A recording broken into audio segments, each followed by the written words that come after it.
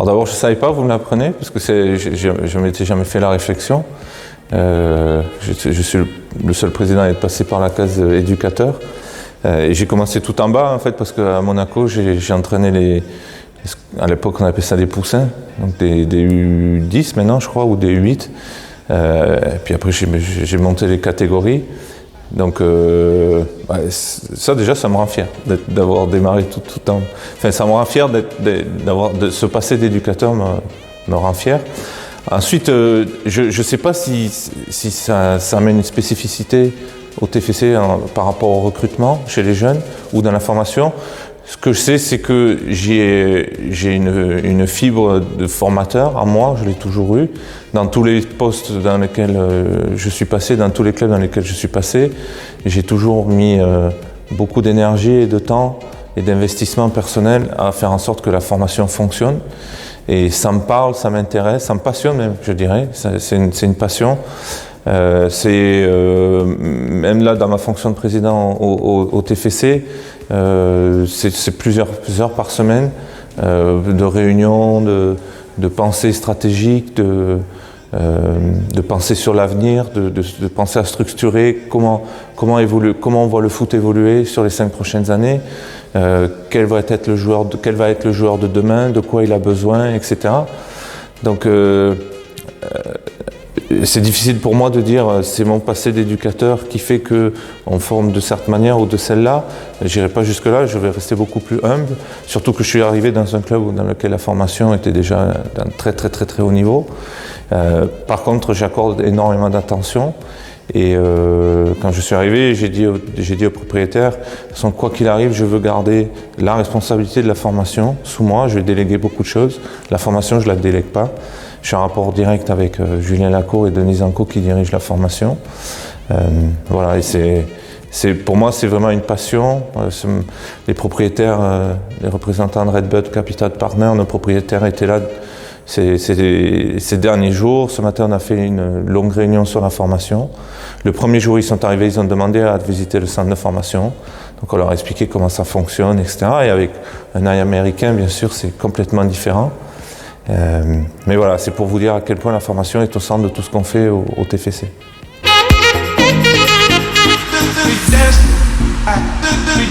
Les critères, si vous voulez, on les prend du très haut niveau.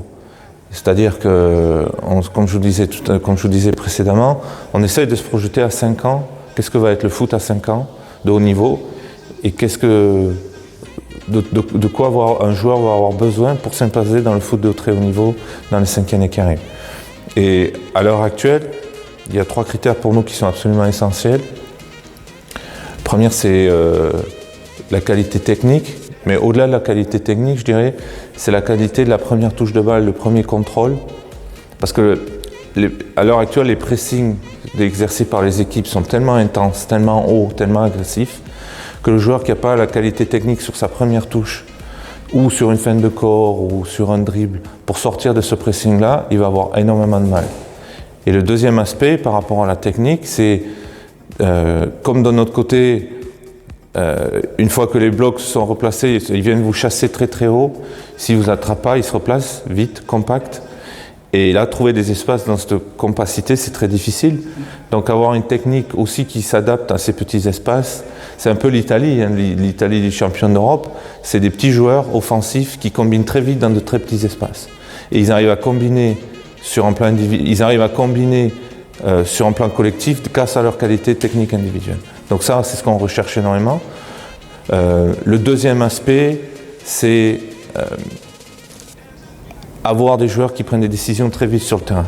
Et c'est relié au premier aspect, parce que quand vous êtes sous pression, il faut vite prendre la bonne décision. Où vous sortez le ballon, comment vous le sortez. Et de plus ça va au très haut niveau, moins il y a de temps. Donc l'espace est réduit, le temps est réduit. Donc la vitesse dans la prise de décision, c'est la deuxième chose qu'on regarde. La troisième chose, il y en avait 4 en fait, et je reviendrai à la 4e tout à l'heure. La troisième chose, c'est qu'on cherche des enfants qui ont envie de courir. C'est maintenant devenu un critère de recrutement parce que la société a changé, les générations changent. Et moi, je suis d'une génération où je grimpais à des arbres, je faisais du volley l'été, du tennis quand il n'y avait pas le foot, je faisais du ski, j'allais à la chasse, j'allais à la pêche, j'étais toujours dehors sur un vélo, sur un cheval ou je sais pas quoi. Et les gamins maintenant, et c'est pas un reproche, c'est différent, ils font plus ça.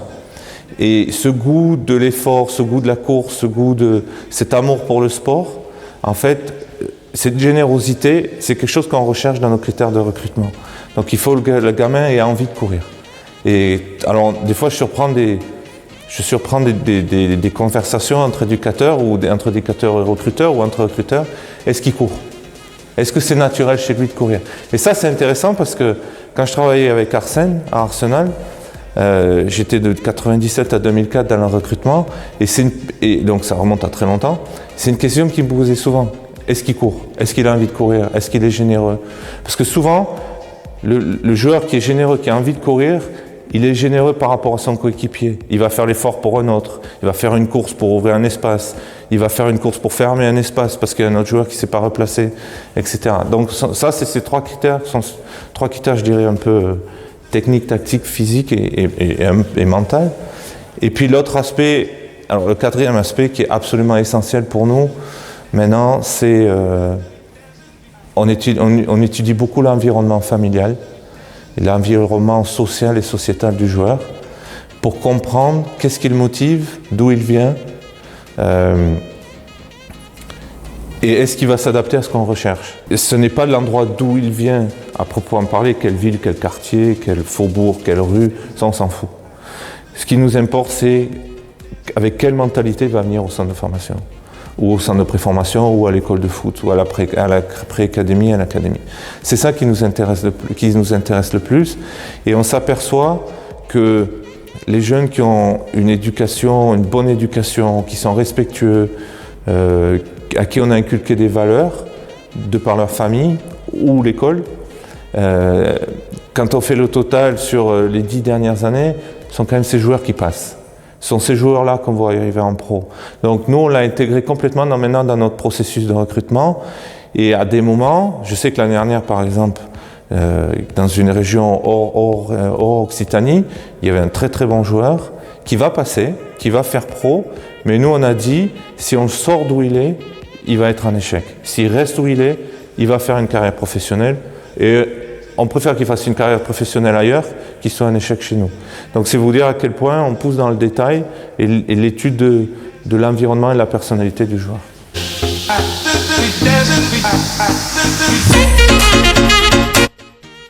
Alors là c'est un vaste débat. Est-ce qu'on est là pour former ou est-ce qu'on est là pour faire des résultats? Ben les deux. On part du principe que tous les matchs dans lesquels on rentre, on doit les gagner. Toutes les compétitions dans lesquelles que l'on joue, on doit essayer de les gagner. Ou les tournois, les grands tournois internationaux, ou les plus petits tournois locaux. Mais en même temps, on ne veut pas faire de compromis sur la manière de jouer, sur la manière de gagner. Donc gagner sans bien jouer, ça ne nous intéresse pas. Gagner en bien jouant, c'est ce qu'on recherche. Donc, si vous me demandez aujourd'hui où est classée la N3, les moins 19 et les moins 17, je suis incapable de vous le dire. Par contre, si vous me dites quels sont les bons joueurs en N3, moins 19 et moins 17, ceux qui ont un potentiel pour aller en pro, quels sont les joueurs élites de demain, leurs qualités, leurs défauts, etc., ça je vous les fais tous par cœur. Et dans la formation, il faut qu'on arrive à inculquer cet esprit de gagner, et moi j'irais plus loin, de refus de la défaite.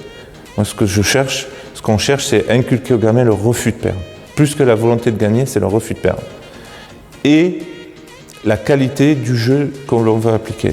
C'est-à-dire, si on gagne 1-0 contre Chipaki et qu'on joue pas bien, on sera beaucoup plus mécontent que si on joue bien et qu'on perd 3-1 à Montpellier.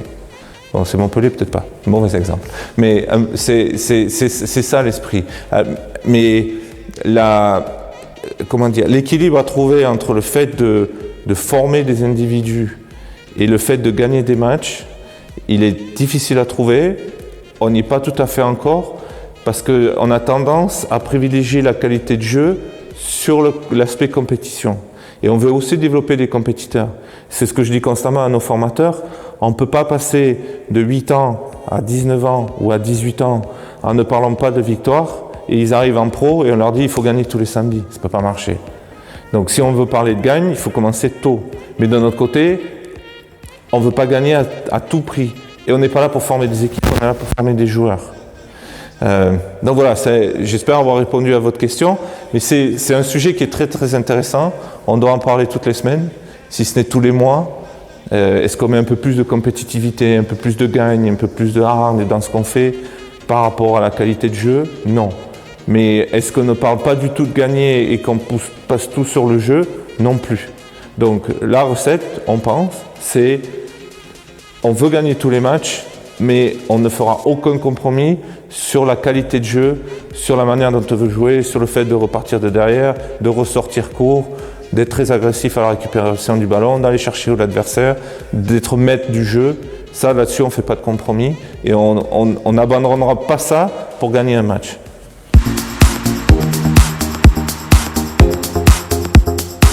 Ce qui était très important pour nous aussi chez les filles, dans la section féminine, c'est la formation. On a actuellement 108 jeunes joueuses licenciées, hors moins de 19 R1 et R2, donc c'est beaucoup d'équipes, des éducateurs, des bénévoles, des gens qui consomment beaucoup de leur temps.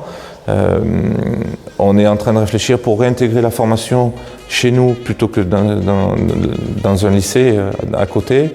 On est en train de regarder pour ouvrir une classe foot, etc.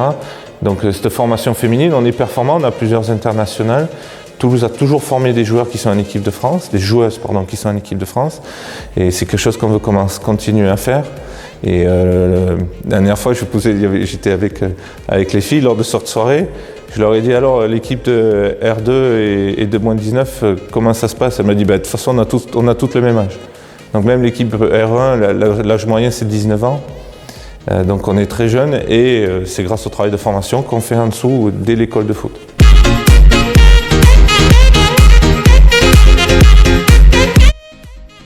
Alors j'ai voulu m'investir dès que je suis arrivé, j'en ai pris la présidence, justement parce que je voulais marquer le coup et parce que je voulais pouvoir m'en occuper de manière, c'est pratiquement un quotidien. Qu'on discute des actions qu'on peut faire, de fonds que l'on peut récupérer. Donc cette année, on a fait beaucoup d'actions l'année dernière avec 11+1. Vous avez dû le voir, on a fait des masques, on a fait beaucoup d'actions dans les hôpitaux, auprès des étudiants. Grosso modo, l'année dernière, on a aidé environ 10 000 personnes sur la communauté TFC et au-delà, bien évidemment, ce qui est un chiffre énorme. On n'a pas pu aller dans les écoles, on n'a pas pu organiser de tournois, donc on a fait les choses différemment. On est allé vers les étudiants, on est allé vers les gens qui avaient besoin de nourriture, de vêtements, etc. Donc c'est pour nous un sujet extrêmement important. Je vous dis, c'est quotidiennement que l'on en parle. On a cette année agrandi nos objectifs sur 2 éléments. D'abord sur l'écologie, parce qu'on pense que c'est quelque chose de très important pour le futur. On veut devenir un club qui est conscient de la situation de développement durable. Donc on est en train de discuter il y a une société qui va venir pour faire un audit total du club. Et c'est 350 questions auxquelles il va falloir répondre et des informations qu'il va falloir donner. On vient de recevoir le prix Philippe Seguin de la meilleure fondation du foot, dans tout le foot français. C'est la 3e fois qu'on le gagne. On était vraiment enchantés de le gagner. On a eu l'occasion de faire une présentation au ministre de l'Éducation nationale des Sports et à la ministre déléguée des Sports qui sont venus au stadium il y a quelques semaines. De tout notre travail, ils ont été absolument enchantés et impressionnés, à tel point qu'ils ont demandé de leur envoyer la présentation et d'avoir plus de détails. Et je ne sais pas s'ils ont placé un petit mot, mais juste après, nous avons reçu le prix Philippe Seguin qui couronnait tout le travail qui a été fait par les gens de la Fondation. Donc on est enchantés. On pense qu'on a vraiment un impact sur la vie de notre communauté TFC et sur la vie de toulousaine au-delà de ça, quand nos gamins de la formation vont distribuer des repas au secours populaire ou au Resto du Cœur le soir, et ils voient à quel point il y a des gens qui souffrent et c'est pas facile parce que ils se font insulter, ils se font challenger et ils reviennent. Il y en a qui sont en pleurs. À 18 ans, 17 ans, c'est difficile de voir ça et ils vous disent quand est-ce qu'on y retourne? Moi, je vais aider. Et on a des gamins du centre de formation sur des petits salaires qui tous les mois donnent 10 euros, 20 euros de leur salaire à la fondation. parce qu'ils disent il faut aider. Nous, on est là pour aider. Les joueurs pros l'année dernière ont été extraordinaires. Ils ont amené des kilos et des kilos de nourriture pour qu'on puisse distribuer des vêtements. Mais il y avait des valises et des sacs entiers pour aider. Et voilà, donc je trouve ça formidable parce que cet aspect fondation absolument prend tout le monde dans le club. Tout le monde, des propriétaires aux États-Unis, aux dirigeants, au management, aux joueurs pros, aux joueurs du centre de formation, aux bénévoles. Tout le monde est là-dedans, tout le monde y pense, tout le monde réfléchit, tout le monde est prêt à aider. Et ça, en tant que président du club, j'en suis de voir la manière dont tout le monde est réagi dans le club et tout le monde soutient la fondation, ça me rend extrêmement fier.